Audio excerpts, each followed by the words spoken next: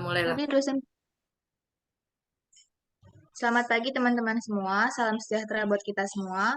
Perkenalkan kami dari kelompok 3 yang beranggotakan Zahra Resyanda Fitri dengan NIM 002, Rika Meidina Aruni Panjaitan dengan NIM 016, dan saya sendiri Yohana Nadea dengan NIM 161. Di sini kami akan jelaskan tentang hasil presentasi kami, yaitu perubahan sosial dalam pengelolaan hutan dengan dosen pengampu Bapak Bapak Marwoto dan Ibu Rinci Muryanika. Yang pertama akan dijelaskan oleh Rika. Kepada Rika, saya persilahkan. Baik, terima kasih Saudari Yohana. Yang pertama, pengertian perubahan sosial.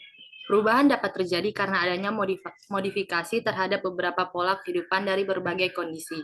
Secara etimologi, perubahan sosial berarti perubahan pada berbagai lembaga masyarakat yang mempengaruhi sistem sosial masyarakat, termasuk di dalamnya nilai, sikap, pola perilaku di antara kelompok masyarakat. Lukman Ali, DKK 1995, halaman 1094.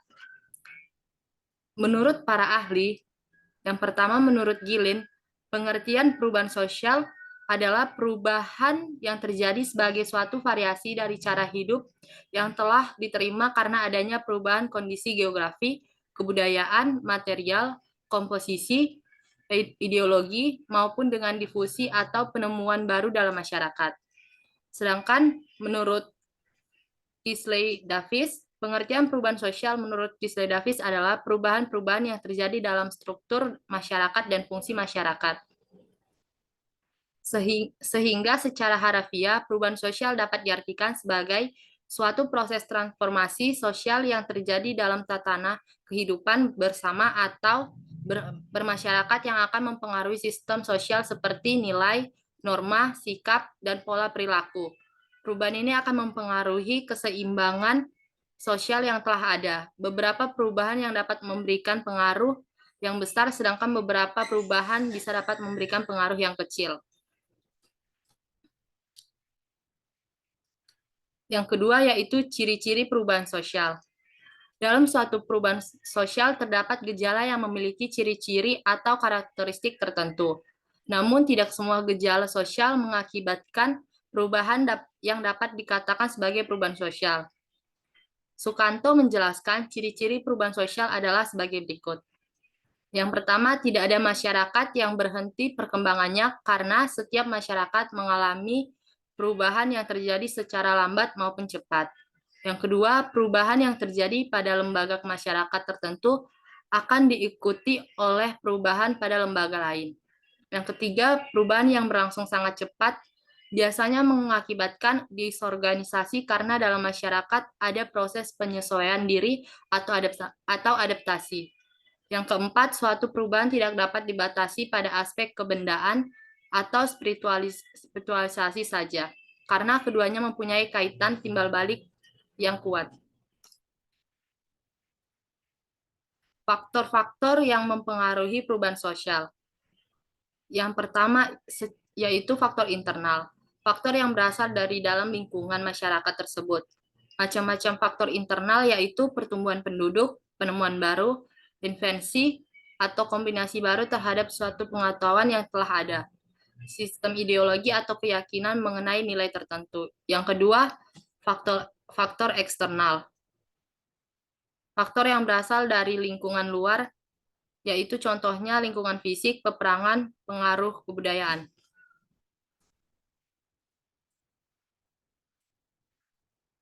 Baik, terima kasih Saudari Yohana. Terima kasih Rika atas penjelasannya. Penjelasan selanjutnya akan dilanjutkan oleh saya, yaitu tentang dampak positif dan dampak negatif. Dampak positifnya yang pertama, perkembangan iptek. Perkembangan ilmu pengetahuan dan teknologi dapat mengubah nilai-nilai lama menjadi nilai-nilai baru untuk mendorong berbagai inovasi dalam kemudahan kehidupan masyarakat menuju perubahan sosial ke arah modernisasi. Yang kedua, tercipta lapangan kerja baru, yaitu mendorong industrialisasi dan perkembangan perusahaan multinasional yang berkembang secara global dan pembukaan industri kecil. Tentu saja memberikan banyak lapangan kerja sehingga dapat menyerap tenaga kerja secara maksimal. Yang ketiga, tercipta tenaga kerja profesional Untuk mendukung persaingan industri, maka diperlukan tenaga kerja yang terampil, cakap, ahli, dan profesional. Yang keempat, nilai dan norma baru terbentuk karena perubahan akan terjadi terus-menerus, sehingga memerlukan nilai-nilai dan norma dalam menjaga arus perubahan berdasarkan nilai dan norma tanpa menghalangi terjadinya perubahan sosial. Yang kelima, efektivitas dan efisiensi kerja berkaitan dengan penggunaan alat reproduksi yang tepat dalam menghasilkan produk lebih cepat, lebih banyak, dan tepat sasaran. Sementara dampak negatifnya yaitu yang pertama terjadinya disintegrasi sosial. Hal ini terjadi karena adanya evolusi, kesenjangan sosial, perbedaan kepentingan yang mendorong perpecahan dalam masyarakat. Yang kedua, terjadinya pergolakan daerah. Hal ini dapat terjadi akibat dari perbedaan agama, ras, suku, bangsa, politik, tidak memperhatikan tatanan hidup, mengabaikan nilai dan norma, dan kesenjangan ekonomi. Yang ketiga, kenakalan remaja. Hal ini muncul akibat pengaruh perubahan sosial, nilai-nilai kebebasan budaya barat yang diadopsi tanpa menyesuaikan kondisi kebudayaan itu sendiri. Yang keempat, terjadi kerusakan lingkungan. Yang kelima, eksistensi adat istiadat. Berkurang nilai adat istiadat semakin ditinggalkan oleh masyarakat karena dianggap tidak sesuai dalam perkembangan zaman dan digantikan dengan nilai kebudayaan modern. Yang keenam, lembaga sosial tidak berfungsi secara optimal, menyalahgunakan kedudukan dan wewenang. Dan yang terakhir, munculnya paham duniawi. Ini contohnya konsumenisme atau paham ideologi yang menjadikan seseorang mengkonsumsi atau memakai barang-barang secara berlebihan. Next. Untuk penjelasan selanjutnya akan dijelaskan oleh Zahra. Kepada Zahra saya persilakan. Baik, terima kasih kepada moderator. Di sini saya akan menjelaskan mengenai contoh perubahan sosial yang terjadi di lingkungan masyarakat.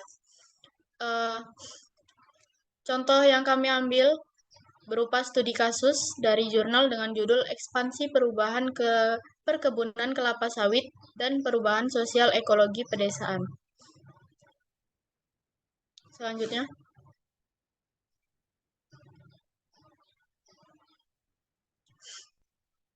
Perubahan ekologi ini yang menyebabkan terjadinya perubahan sosial di masyarakat, yaitu dibukanya jalan untuk aktivitas perusahaan pemegang HPH di sekitar kawasan Taman Nasional Tesonilo yang menyebabkan akses ke hutan lebih mudah, sehingga orang di luar kawasan tertarik untuk membuka lahan perkebunan sawit. Hal ini menyebabkan penduduk dari luar kawasan itu bermigrasi dan membuka lahan perkebunan kelapa sawit.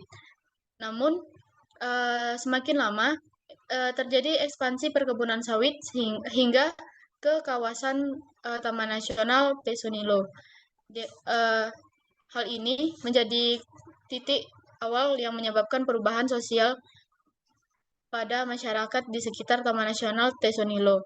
Yang pertama itu adalah masyarakat ikut serta dalam program kerjasama patroli pengamanan kawasan Taman Nasional Tesonilo, di mana perubahan sosial yang terbentuk adalah perubahan perilaku sikap masyarakat yang awalnya tidak ikut melakukan perambahan perkebunan kelapa sawit ke dalam kawasan Taman Nasional berubah menjadi lebih peduli dan ikut menjaga dan menanggulangi berbagai kegiatan yang menjadi ancaman bagi kawasan tersebut, berupa kerjasama patroli dengan instansi pemerintah. Selanjutnya adalah petani di desa sekitar Taman Nasional ikut mengkonversi hampir seluruh lahan menjadi perkebunan sawit. Perubahan sosial yang ditunjukkan adalah perubahan pola pikir para petani dalam mencari nafkah, di mana lahan tersebut yang memiliki potensi sawah dan ladang berubah menjadi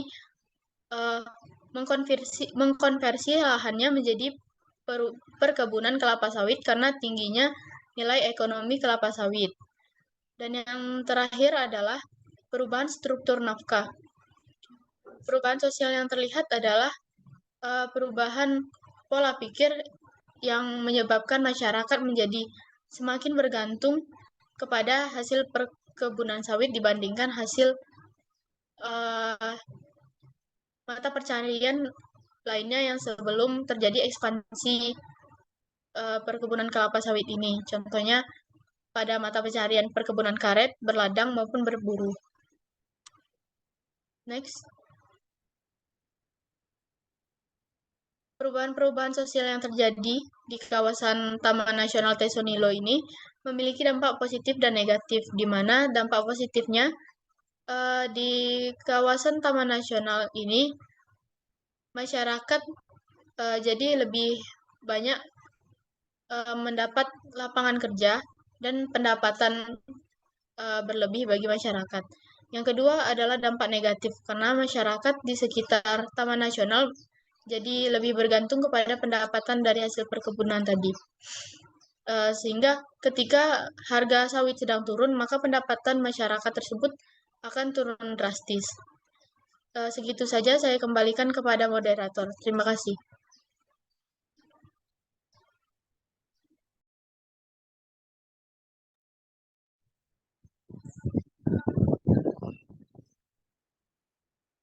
Terima kasih Zahra atas penjelasannya. Terakhir, kesimpulan yang kami dapatkan dari materi kali ini yaitu dari pembahasan di atas kami sebagai penulis dapat menyimpulkan bahwa perubahan sosial adalah perubahan yang terjadi di dalam suatu masyarakat yang akan mempengaruhi sistem sosialnya seperti nilai, norma, sikap, dan pola perilaku di antara kelompok-kelompok dalam masyarakat. Dalam suatu perubahan sosial terdapat ciri-ciri tertentu, yaitu tidak ada masyarakat yang berhenti perkembangannya.